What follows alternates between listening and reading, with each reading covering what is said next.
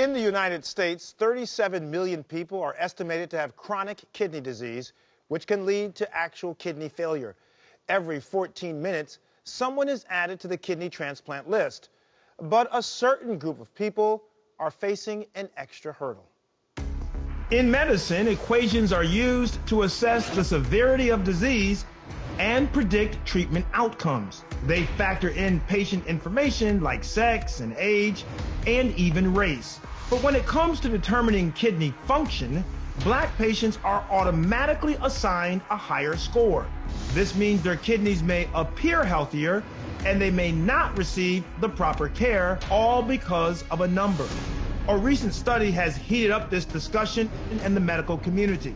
Researchers found a third of Black patients would have had a more severe kidney disease had it not accounted for race. Prominent physicians and institutions across the country are moving towards alternative methods.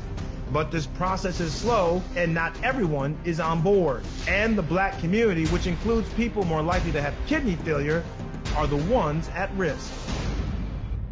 Well, my first guest has experienced firsthand how this can affect access to health care and has made it her mission to make sure no one else has to go through what she went through. I started to have kidney problems in 2003.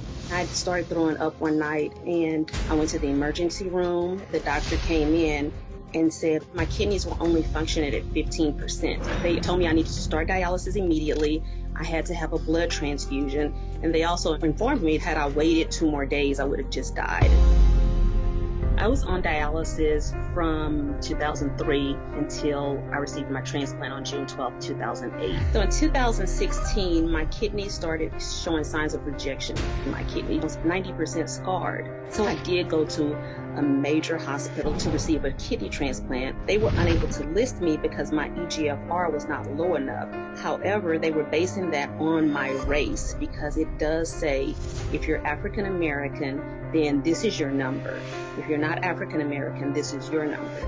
If I were white or anything else, then I would have been listed immediately. This is the only lab that says if African American, this number, and then gives a totally different number if you're not African American. So I felt defeated. So at that time, I'm slowly declining. 6 months, I got tested. My eGFR was low enough, and they were able to list me. I received my second transplant in April of 2020. After the way that I was treated by not being put on the list, I do believe that there are other African Americans out there who are not being treated properly and have missed being placed on dialysis at the correct point, missed being transplanted. That's what worries me. We are at an extreme disadvantage, even in the health system. Nichole joins me now. So let's just kind of start out with some basic terminology. eGFR is estimated glomerular filtration rate. It's a calculation that we use to determine the kidney's function level. So the lower your eGFR number, the worse it is. You say that you were having an issue because your eGFR number wasn't low enough for it to come across as being a major urgent issue to put you on the list, correct? Yes, that's correct. So you're claiming, and others are claiming, not just you by the way, that the eGFR number, which is this indicator of how your kidneys are functioning, it's not always a proper representation when it comes to African Americans, correct? Yes, that's correct. And when I asked about it, why was there a difference? They said Black people tend to have more muscle mass. And, I just looked at the doctor and just told him, I don't have muscle. I know this is not muscle. I have not been active. This is just me being fat and overweight.